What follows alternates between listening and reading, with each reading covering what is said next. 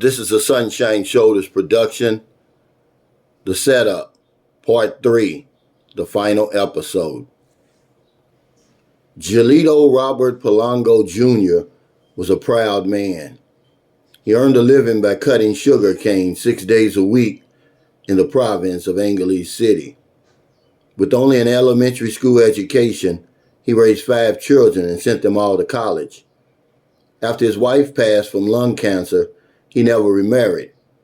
He stayed busy attending church 3 times a week. His faith is what kept him grounded. It was all he had to weather the storm that had rained down upon his simple life. What had he done to deserve such a fate? First his wife, and then his youngest son. Hadn't he been a trusted servant? And now he must live with the fact that Ramon was gay and had been living a double life behind his back. He was devastated. He felt he had let his son down. He was determined to make it up to him. Finding his killer was the only thing that would give him closure. Superintendent Gladwin was on the phone with the Ace Pension House in Cebu all morning, trying to track the last moments of Ramon's life. According to the clerk on duty, he arrived at the hotel early on a Thursday morning with a white male, approximately 60 years old. They checked in under Mr. and Mrs. John Masterson. 2 CCTV cameras had captured the man checking out 2 days later, with no sign of Ramon. Superintendent Cremonti knew that his investigation would begin at the hotel. He planned to fly out to Cebu City later that night. If it was a foreigner who was responsible for the murder, he had to act fast. He was already 2 months behind, and experience told him that solving this case would be an uphill battle. He did have the name of a person of interest. John Masterson now had a target on his back, and the superintendent was taking aim. John sat up straight on the couch. He yawned and stretched his arms. It was now dark outside. He got up to draw the curtains. How long had he been asleep? He scanned the room. It looked like a tornado had blown through his house. Empty beer cans and liquor bottles covered his kitchen table. The garbage can was overflowing with fast food bags and pizza boxes. Unopened mail littered his living room floor. And the stench. It smelled like a pig pen in there. But the worst of it all were the memories of that Thursday morning in Cebu City. The sense of impending doom was on John. He had been expecting to get a visit from the police weeks ago, but none came. He was racked with guilt.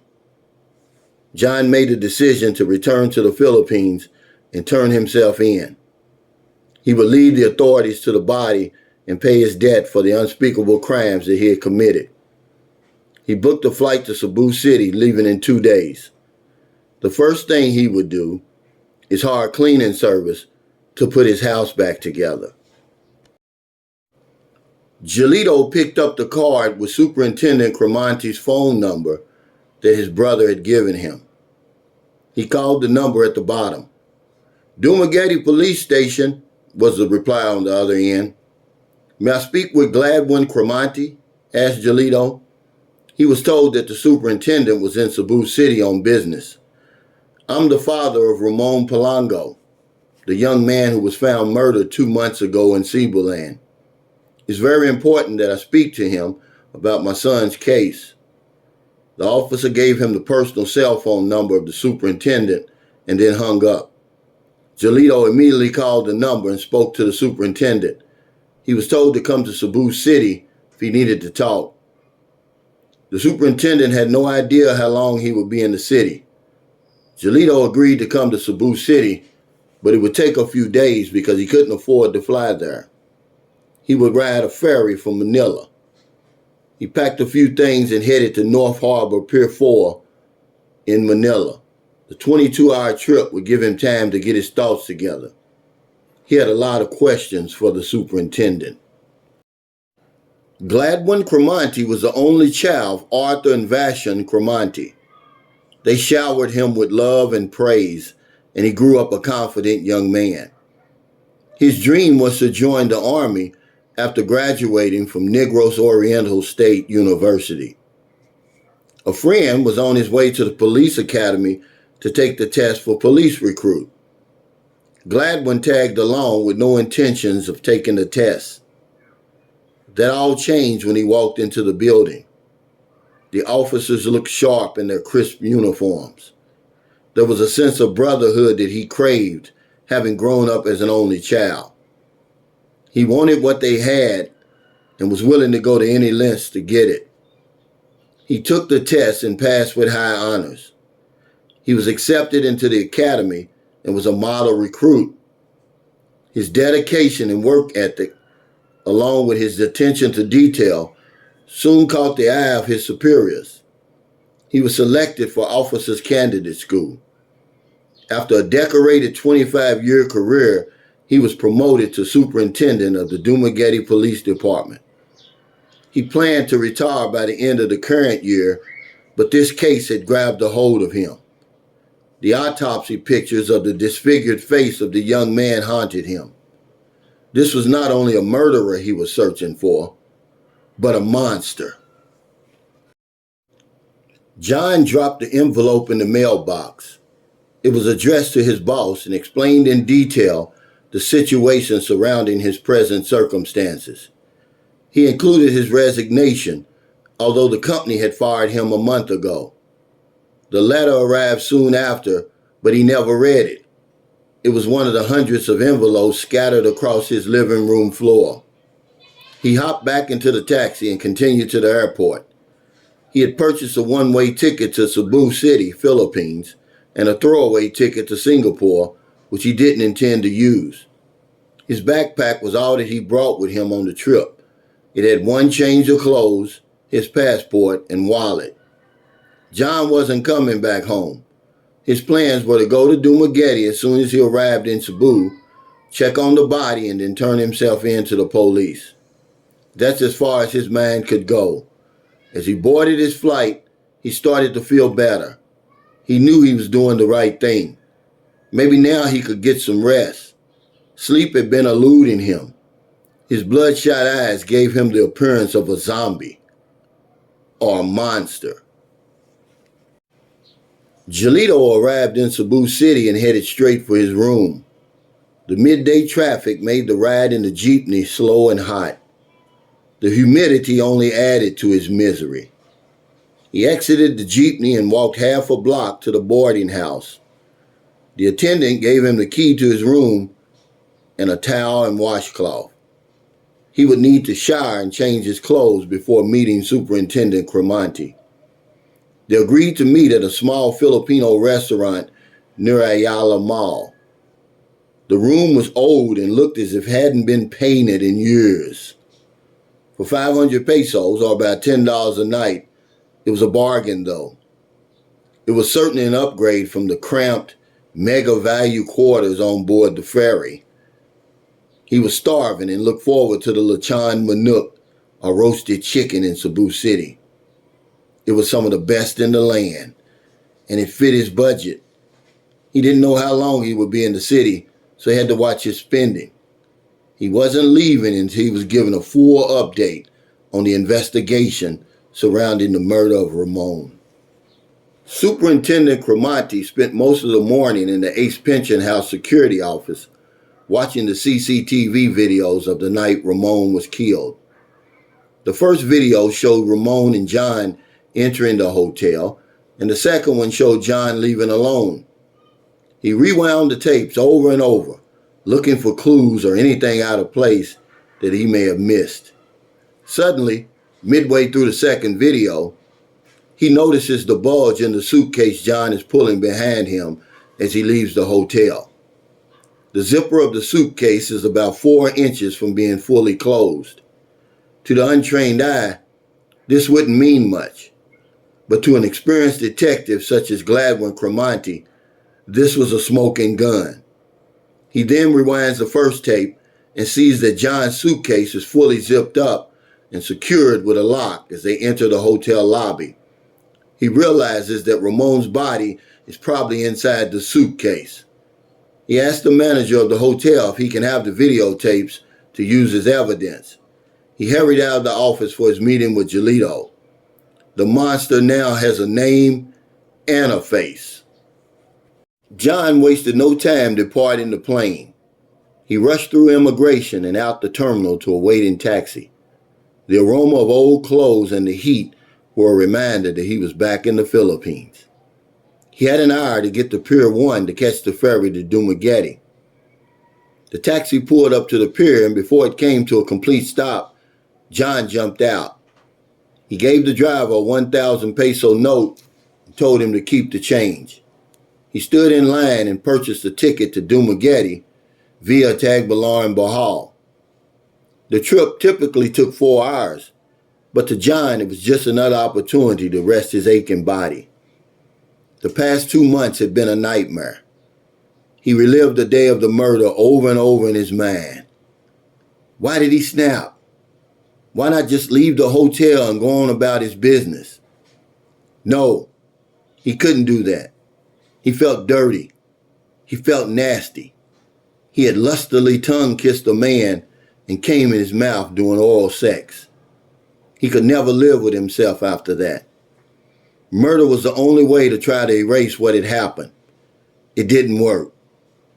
He spent a day and a half cleaning up the bathroom and getting rid of the bloody clothes. He had to break both of Ramon's arms and legs in order to fit him into the suitcase. It was horrific. He wished it were all a dream. He wished that he had stuck to his original plan. The prospect of spending the rest of his life behind bars was starting to eat at him. John was having second thoughts about turning himself in. There had to be another way. Gelito was finishing his chicken dinner when the superintendent walked in. After a little small talk, Gladwin sat down and began briefing him on Ramon's case. He had a name and identification of the suspect in the murder, and that was all the information he was willing to provide. To Gelito's chagrin, the superintendent was not about to let him get involved in the investigation.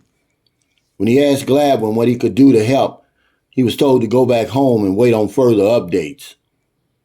He couldn't believe what he was hearing. He had spent a month's salary making the trip down to Cebu City, and that was money he couldn't make up. He felt cheated. There had to be more that he could do. Without notice, Gladwin got up from the table, gave Gelito a card with a picture and the name of the suspect on the back in parentheses. He asked Gelito to promise him that he wouldn't do anything with the information and then bid him farewell. To say that Gelito was left in a state of shock is an understatement. The superintendent never looked back, or he would have seen the tears streaming down Gelito's face. He would conduct his own investigation. John Masterson would pay dearly for murdering his son. Superintendent Cremonti was able to get a copy of John's driver's license from the hotel clerk. The address read 3329 Virginia Avenue in Louisville, Kentucky. He was vaguely familiar with the city because one of his childhood heroes, legendary boxer Muhammad Ali, was born there.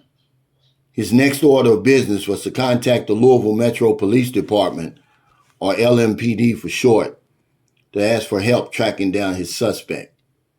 He placed the international call and was put through to the homicide department. Captain Paul Shelton speaking. How can I help you? Cremonti proceeded to give the details of his case to the officer.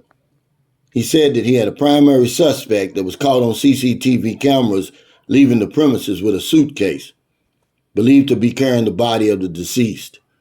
He faxed a murder warrant along with a copy of John's driver's license and enlarged photo. Captain Shelton informed Gladwin that without evidence, he wouldn't be able to help in apprehending John Masterson. He explained to him that John was entitled to due process in America and was presumed innocent until proven guilty in a court of law. If the department violated his rights, it would jeopardize his case. After a little back and forth, Gladwin thanked the captain for his time and hung up the phone. He thought there were no due process rights in the Philippines.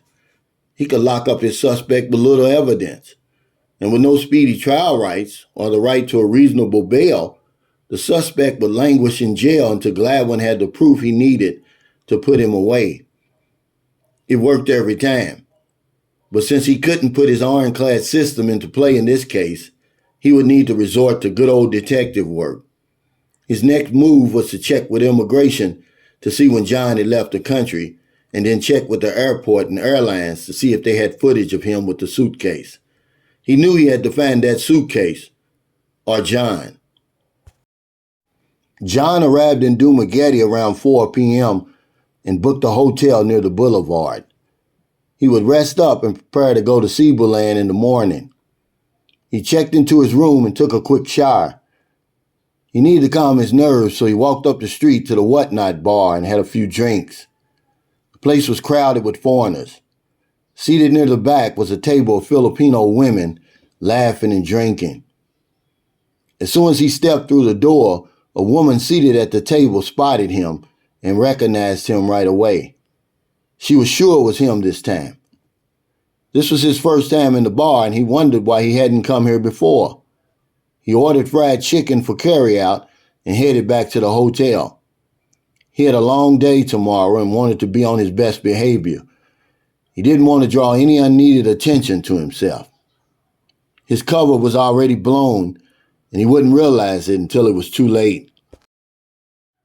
Frustrated, and with so little information to mount his own investigation, Gelito decided to go back home and wait on the update from the superintendent. There was one last thing he would do before leaving. He called the coroner's office in Dumaguete and asked to speak to Dr. Chong. "This is Gelito Polanco Jr., father of Ramon Polanco, the young man found murdered recently in the mountains. Could you please grant me one last favor and disclose to me the location of where they found my son's body?" The doctor immediately concurred and hung up. It was the least he could do.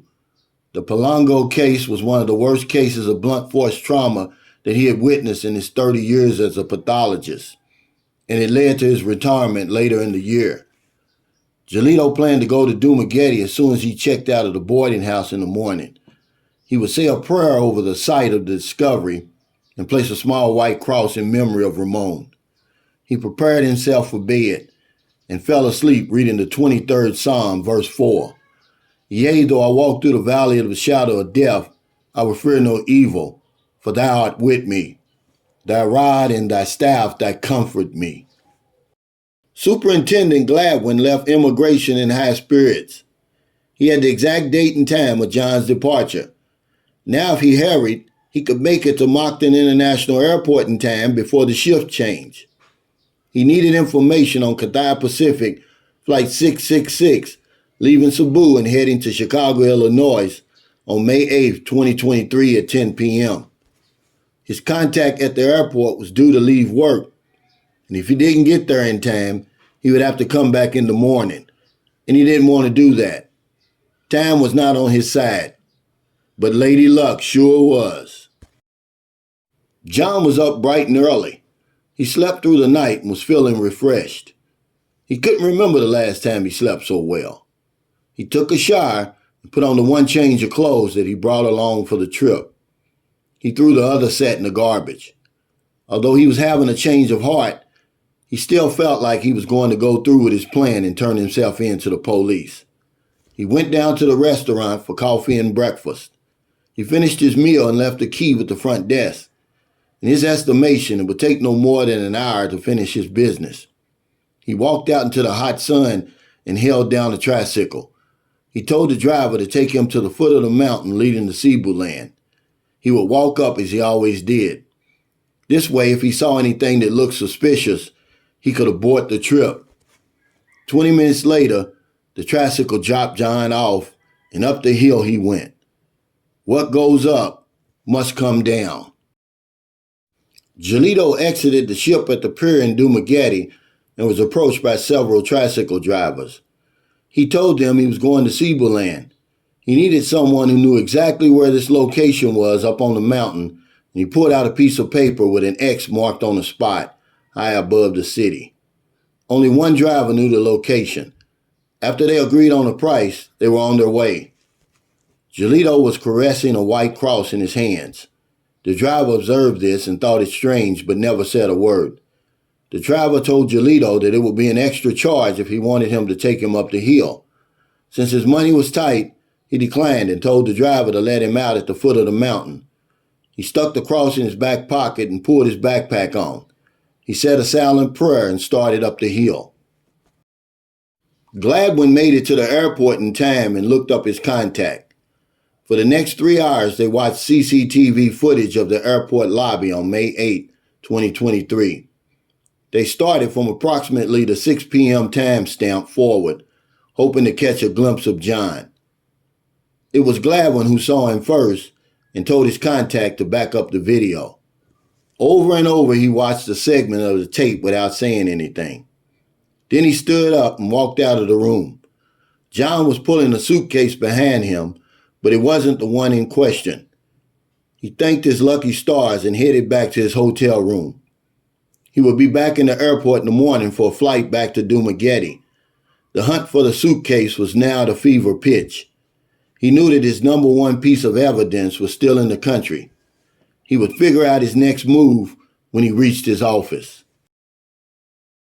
John reached the area where he had hidden the body of Ramon. He carefully looked around and then walked briskly towards the site. The body was gone. He knew at that precise moment that he was a wanted man. In a fit of panic, John searched the brush nearby where he had thrown the suitcase. Luckily for him, it was still there, untouched. He grabbed the suitcase and hurried back to the road. Down the hill he went, never looking back. He didn't know how much time he had left, but he had to leave the country as soon as possible. The onward ticket he had purchased turned out to be a blessing in disguise. John wasn't going to jail. He was going to Singapore. Gelito was halfway up the hill when he saw a man coming towards him. This wasn't anything out of the ordinary, except he was a white man who seemed to be in a hurry.